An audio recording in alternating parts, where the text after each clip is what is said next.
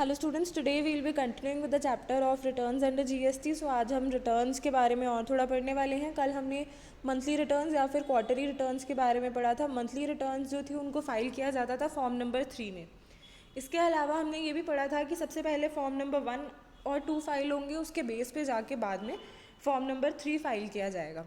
पर अगर यहाँ ये हो जाता है कि हमने फॉर्म नंबर 1 और 2 ड्यू डेट से पहले पहले या फिर ड्यू डेट के दिन भी फाइल नहीं किया, दैट मीन्स हमारा फॉर्म फिल ही नहीं हुआ डेट तक, तो हम क्या करेंगे, यहाँ पे मान लेंगे कि जो हमारा असेसी है उसने डिफ़ॉल्ट कर लिया। अब जब हो गया यहाँ पे डिफ़ॉल्ट, तो यहाँ पे असेसिंग ऑफिसर आता है। असेसिंग ऑफिसर क्या करता है, फॉर्म नंबर 3A निकालता है। 3A में जाके असेसी को इन्फॉर्मेशन भेजता है कि तूने ये वाला जो फॉर्म है ये सबमिट नहीं किया है, ये वाली रिटर्न भरी नहीं है। तो फिर क्या होता है, जो असेसी है वो फॉर्म नंबर 3B में जाके अपनी रिटर्न्स भरता है। ठीक है, तो ये क्या होगा, एक तरीके से उसे फैसिलिटेट कर रहा है हमारा असेसिंग ऑफिसर। तो इसके बारे में थोड़ा सा पढ़ते हैं। सबसे पहले तो जब हमारी एक्सटेंशन मिलेगी हमारे किसी भी असेसी को, तो यहाँ पे आएगा उसके लिए फॉर्म नंबर 3B। इसके अलावा यहाँ पे उसमें लिखा क्या क्या जाएगा इस फॉर्म में। सबसे पहले तो यहाँ पे एक समरी दी जाएगी आउटवर्ड और इनवर्ड सप्लाईज़ की, जो कि रिवर्स चार्ज मैकेनिज्म में जाके टैक्स होनी है। इसके अलावा वहाँ पे हम इनपुट टैक्स क्रेडिट की इन्फॉर्मेशन देंगे और टैक्सेस की पेमेंट करेंगे।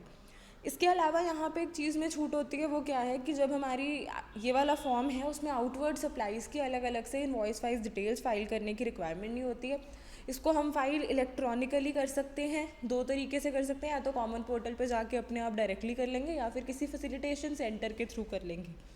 ठीक है, ये सारी चीज़ जो मैंने आपको स्टार्टिंग में बताई थी वही गिवन है, डिलेड रिटर्न वगैरह वगैरह और फॉर्म नंबर 3A के बारे में। इसके बाद इसको थोड़ा सा और पढ़ते हैं। अगला आता है कि पर्सन विथ कॉम्पोजिशन स्कीम। अब कोई एक ऐसा इंसान है जिसने कॉम्पोजिशन लेवी स्कीम में ऑप्ट किया हुआ है, ठीक है, तो उसके लिए किस टाइप के रिटर्न्स हैं। सबसे पहले तो उसकी जो रिटर्न है दैट इज़ GSTR 4। अब यहाँ पे ये वाला जो इंसान है इसे एक क्वार्टरली बेसिस पे रिटर्न फाइल करनी है, ठीक है, और ये वाली जो रिटर्न है ये भी इलेक्ट्रॉनिकली फाइल की जाएगी। अब ये वाली जो रिटर्न है ये इसकी क्वार्टरली बेसिस पे फाइल की जाती है, पर हम यूजुअली ये मानते हैं कि जो हमारी कॉम्पोजिशन लेवी स्कीम को ऑप्ट करने वाला इंसान है उसकी टर्नओवर 1.5 करोड़ से कम ही होगी। ठीक है, पर यहाँ पे हम लोगों ने ये भी देखना है कि कुछ ऐसे लोग हैं जिनकी टर्नओवर 1.5 करोड़ के आसपास, क्या 1 करोड़ पे भी नहीं पहुँचती है, बहुत ही कम है, तो उनको हम लोग थोड़ा सा और बेनिफिट देंगे। जैसे हमारे पास एक स्पेशल केस है, वो हम बाद में पढ़ते हैं कि अगर टर्नओवर हमारी जो है वो 50 लाख से कम है तो उसे हम क्या एग्जम्पशंस दे सकते हैं। पर फिर भी हम सबसे पहले हम ब्रॉड सी चीज़ पढ़ते हैं, इसको फाइल कितने टाइम में करते हैं वो पढ़ते हैं। यहाँ पे जो हमारा क्वार्टर है, जिस क्वार्टर का हमने रिटर्न फाइल करना है उसके अगला जो मंथ आ रहा है, ठीक है, उसको मतलब उसकी 18 तारीख तक हमने क्या करनी है, ये वाली रिटर्न फाइल करनी है। या फिर आपकी बुक में जैसे लिखा हुआ है कि क्वार्टर ख़त्म हो रहा है, क्वार्टर के बाद एक अगला मंथ ही आएगा, तो वहाँ पे अगले महीने की 18 तारीख तक 18वें दिन तक जाके हम लोग ये रिटर्न फाइल कर सकते हैं। किस फॉर्म में करेंगे, GSTR 4 फॉर्म में करेंगे। ठीक है, इसके अलावा ये वाली जो रिटर्न है ये सेल्फ असेस्ड होगी। ठीक है, फिर बात करते हैं वो वाले असेसीज जिनका टर्नओवर जो है वो 50 लाख से कम है। ठीक है, तो यहाँ पे इनको हमने थोड़ा सा बेनिफिट तो देना ही है, क्योंकि पहले हम लोग बात कर रहे थे 1.5 करोड़ से कम वालों की। अब यहाँ पे किसी का टर्नओवर 50 लाख से कम है तो वो कॉम्पोजिशन लेवी स्कीम के लिए एलिजिबल हो गया। तो यहाँ पे इनको 2 टाइप्स की रिटर्न फाइल करनी होती है। सबसे पहले तो एक सेल्फ असेस्ड फॉर्म में GST CMP 08 फॉर्म है, वहाँ पे जाके अपनी रिटर्न फाइल करनी है जो हमारा और ये रिटर्न्स कैसी है, क्वार्टरली रिटर्न फाइल करनी है। क्वार्टरली रिटर्न जो है वो अगले महीने की 18 तारीख तक फिल करनी होती है। इसके अलावा यहाँ पे उनको एक एनुअल रिटर्न भी फाइल करनी होती है, वो GSTR 4 फॉर्म में फ़ाइल की जाती है और 30 अप्रैल तक फाइल की जा सकती है। ठीक है, इसके बाद आती है GSTR 4 फॉर्म में होता क्या है। सबसे पहले तो यहाँ पे इंटरस्टेट और इंट्रास्टेट जो इनवर्ड सप्लाईज़ हैं, जो कि रजिस्टर्ड और अनरजिस्टर्ड पर्सनस दोनों से हुई हैं, वो वाली जो सप्लाईज़ हैं उनकी हमने अलग अलग से इनवॉइस वाइज डिटेल्स भरनी है। इसके अलावा आउटवर्ड सप्लाईज़ जो हैं उनको हमने कंसोलिडेट करके दिखाना है। ठीक है, इनवर्ड सप्लाईज़ की अलग अलग डिटेल्स, आउटवर्ड सप्लाईज़ की टोटलिटी में डिटेल्स, फिर टैक्स पेबल और टैक्स पेड जितना भी है उसकी डिटेल्स भरनी है। इसके अलावा यहाँ पे एक डिफरेंट टॉपिक है, that is form and manner of submission of quarterly return by the composition supplier. Composition levy scheme में जो सप्लायर है उसका जो क्वार्टरली रिटर्न है उसके बारे में थोड़ी सी और डिटेल्स हैं। यहाँ पे एक डिफरेंट डिटेल आती है, वो क्या है कि अगर यहाँ पे जो टैक्स पे करना है असेसी ने, इंटरेस्ट पे करना है, पेनल्टी या फिर कोई फ़ीस या फिर कोई और अमाउंट पे करना है, तो वो किस फॉर्म के थ्रू करेगा, वो करेगा GST PMT 5 फॉर्म का यूज़। वहाँ पे जाके इलेक्ट्रॉनिक कैश लेजर जो है उसके थ्रू जाके वो पेमेंट कर देगा इन सारी चीज़ों की। फिर आती है फर्स्ट रिटर्न। फर्स्ट रिटर्न के बारे में पढ़ते हैं। तो सबसे पहले फ़र्स्ट रिटर्न है क्या, यहाँ पे जब एक इंसान को GST में रजिस्ट्रेशन मिलेगी तो उसके बाद जो वो पहली वाली रिटर्न फाइल करेगा, उस फर्स्ट रिटर्न जो वो फाइल करता है उसको हम बोलते हैं फर्स्ट रिटर्न। और फर्स्ट रिटर्न की जितनी भी प्रोविजंस हैं वो सेक्शन 40 में है, ठीक है।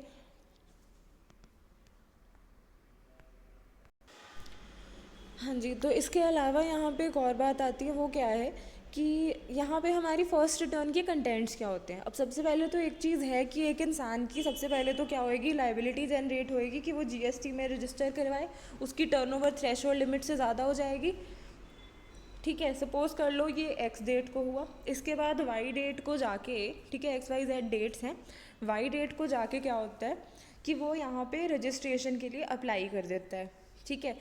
इसके बाद जाके Z डेट को क्या हो रहा है, उसे एक सर्टिफिकेट मिल रहा है रजिस्ट्रेशन का।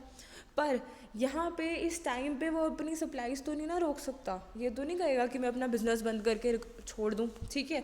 तो यहाँ पे वो जितनी भी सप्लाईज कर रहा है उसके लिए उसे क्या करना है, वो वाली सप्लाईज जो है उसकी डिटेल्स भी वो सबसे पहले तो फर्स्ट रिटर्न में डालेगा। इसके अलावा हमने अपने पिछले चैप्टर में पढ़ा था कि एक रिवाइज टैक्स इनवॉइस होती है, ठीक है, वो भी इन्हीं पर्पसेस के लिए बनाई जाती है। तो उस रिवाइज टैक्स इनवॉइस को भी जो इस इंटरवीनिंग पीरियड में उसकी सेल्स हो रही हैं, सप्लाईज हो रही हैं, उनके लिए वो इशू करेगा, ठीक है।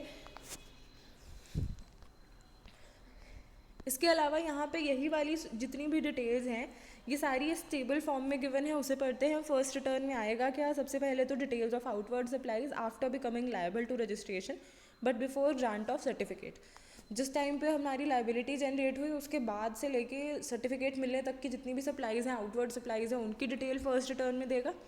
इसके अलावा details of outward supplies made in first tax period after grant of registration certificate. Certificate मिलने के बाद जाके भी, ठीक है, सर्टिफिकेट मिलने के बाद कुछ टाइम के बाद ही रिटर्न फाइल करेगा, एकदम से थोड़ी साथ के साथ कर देगा। तो उस टाइम पीरियड के, उस इंटरवीनिंग पीरियड के बीच में जितनी भी उसकी आउटवर्ड सप्लाईज हैं उसकी भी डिटेल्स एक उसकी फर्स्ट रिटर्न में आएंगी। इसके अलावा जितने भी रजिस्टर्ड पर्सनस हैं इनपुट सर्विस डिस्ट्रीब्यूटर के अलावा, या फिर टैक्स डिडक्टर एट सोर्स, या फिर कॉम्पोजिशन लेवी स्कीम वाले इंसान के अलावा, या फिर टैक्स कलेक्टर एट सोर्स जो है उसके अलावा, सारे के सारे जो रजिस्टर्ड पर्सनस हैं उन्हें एक एनुअल रिटर्न सेक्शन 44 के तहत जाके फ़ाइल करनी होती है। दैट मीन्स यहाँ पे ये वाली जो रिटर्न है ये साल में एक बार फाइल की जाती है, ठीक है। कब कर सकते हैं, 31 दिसंबर जो है उससे पहले पहले की जाती है या फिर उस दिन तक की जा सकती है। किस फॉर्म में की जाती है, GSTR 9 फॉर्म में कॉमन पोर्टल पे कर सकते हो डायरेक्टली खुद जाके, या फिर किसी फैसिलिटेशन सेंटर पे जाके कर सकते हैं, ठीक है। इसके अलावा यहाँ पे जो कॉम्पोजिशन लेवी स्कीम के जो असेसीज हैं उनको भी जाके एक एनुअल रिटर्न फाइल करनी होती है, वो होती है उनके लिए एक डिफरेंट फॉर्म है, फॉर्म नंबर 9A आ जाता है उनके लिए, ठीक है। इसके अलावा कोई भी असेसी जो कि रजिस्टर्ड है, ठीक है, और उसका जो टर्नओवर है वो एक फाइनेंशियल ईयर में 1 करोड़ रुपए से ज़्यादा है, तो उसके लिए एक और रिक्वायरमेंट आ जाती है। वो क्या है कि उसे सबसे पहले तो उसको अपने ऑडिट्स को ऑडिट करवाना पड़ता है, ठीक है। तो यहाँ पे कोई भी एक ऐसा असेसी है जिसका टर्नओवर 1 करोड़ से ज़्यादा है, ठीक है, प्लस वो रजिस्टर्ड है, प्लस उसने अपने अकाउंट्स को ऑडिट भी करवा रखा है, तो यहाँ पे उसे क्या करना होगा, अपने साथ अपने आप एक डिफरेंट फॉर्म में जाके अपनी डिटेल्स भरनी है। फॉर्म कौन सा है यहाँ पे, form number 9B, GSTR 9B, इस फॉर्म में जाके वो अपने डिटेल्स देगा। इसके अलावा ऑडिटेड एनुअल अकाउंट्स जो है उनकी एक कॉपी लगाएगा। इसके अलावा एक रिकॉन्सिलेशन स्टेटमेंट लगाएगा, ठीक है, जिनको वो सर्टिफाई भी करवाएगा, ठीक है। ये सारी चीज़ें या तो वो कॉमन पोर्टल के थ्रू कर सकता है या फिर फैसिलिटेशन सेंटर में कर सकता है। इसके अलावा अगर यहाँ पे रिटर्न्स फाइल नहीं हो रही है तो उसके लिए पेनल्टी है। सबसे पहले तो जितने टाइम तक आप लोग रिटर्न्स फाइल नहीं करते हो, जितने दिन तक फाइल नहीं करते हो, तो उसके लिए पर डे का फ़ाइन है यहाँ पे 100 रुपीज़ का है। मैक्सिमम अमाउंट ये फ़ाइन का जा सकता है 5,000 रुपये। इसके अलावा यहाँ पे अगर कोई एनुअल रिटर्न फाइल करने में अपनी गलती कर रहा है, कोई डिफ़ॉल्ट कर रहा है, तो उसे भी यही फ़ाइन है 100 रुपये पर डे का।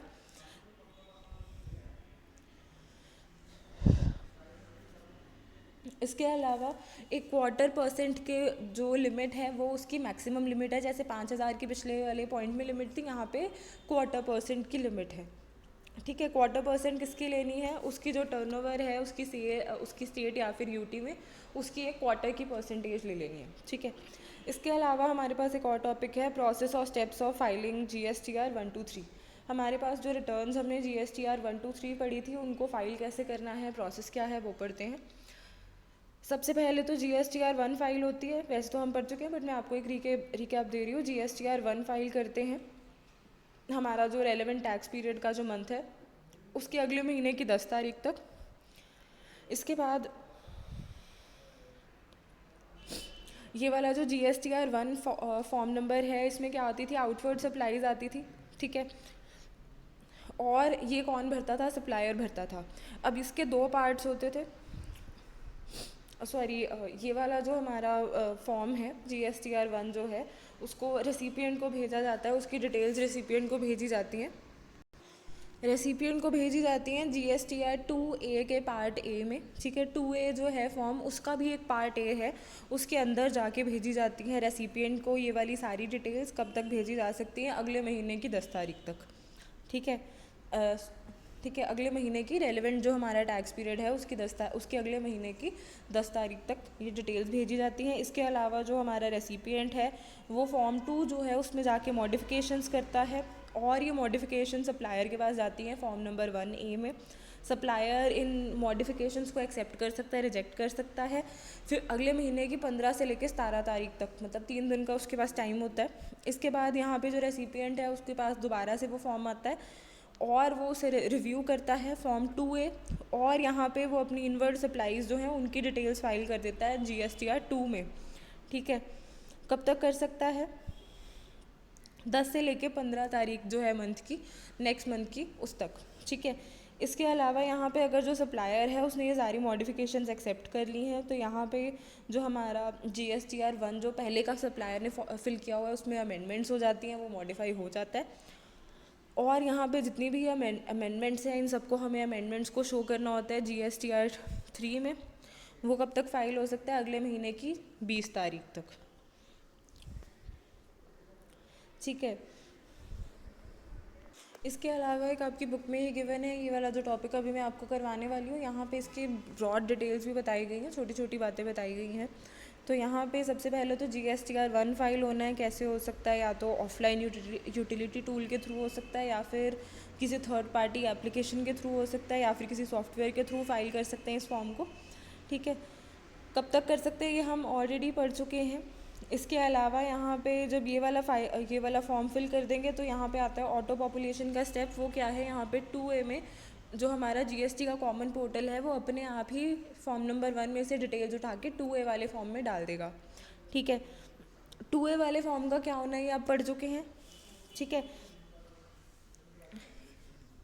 इसके बाद यहाँ पे हमारा जो फॉर्म नंबर 2 है उसे फाइनलाइज़ किया जाएगा। किस बेस पे करेंगे? जब हमारा रेसिपिएंट जो है वो इन फॉर्म को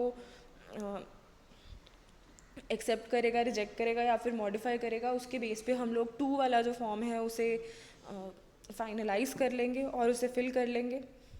ठीक है, इसके बाद यहाँ पे हमारी जो रिकॉन्सिलेशन है उसका स्टेप, रिकॉन्सिलेशन के स्टेप के बाद क्या होगा कि यहाँ पे जो हमारा GSTR 1 फॉर्म नंबर था जो हमारे सप्लायर ने फिल किया था, यहाँ पे जाके हमारा जो फॉर्म नंबर है इसे अमेंड किया जा सकता है, इसे चेंज किया जा सकता है। इसके अलावा यहाँ पे ये किया किस लिए गया है? इसलिए किया गया है कि जो हमारे सप्लाईज़ हैं, इनवर्ड सप्लाईज़ जो हैं, उनकी हम लोग जो डिटेल्स हैं, ठीक है, उसको हम अपने सप्लायर्स की जो डिटेल्स हैं जिनसे हमने सप्लाईज़ ली हुई हैं उनसे जो हमने डिटेल्स प्राप्त करेंगे, जो हमें मिलेंगी, उनको हम मैच कर सकें। ठीक है, इसके बाद हमारा GSTR 3 फॉर्म नंबर जो है वो फाइनलाइज़ किया जाएगा और उसे सबमिट किया जाएगा, उसके साथ ही टैक्सेस को पे किया जाएगा। ठीक है, तो ये हमारा यहाँ पे एक पूरे का पूरा जो अभी मैंने आपको प्रोसेस बताया वो टैबुलर फॉर्म में गिवन है। टैबुलर फॉर्म में करेंगे तो ज़्यादा कन्वीनियंट और इजी रहेगा प्रेजेंट करना एग्जाम। इसके अलावा आपकी बुक में एक डायग्रामेटिक रिप्रेजेंटेशन गिवन है रिटर्न्स की, रिटर्न्स कैसे फाइल हो रही हैं, उसका प्रोसेस क्या है, ये सारा चीज़ें यहाँ पे दी गई हैं। स्टेटमेंट ऑफ आउटवर्ड सप्लाईज, इसके बाद GSTR 2, 3, इसकी डिटेल्स जो हैं टाइम की, ये सारी डिटेल्स यहाँ पे गिवन हैं, ये आप पढ़ सकते हैं। सो ये हमारा आज का टॉपिक था। This was it for today, thank you.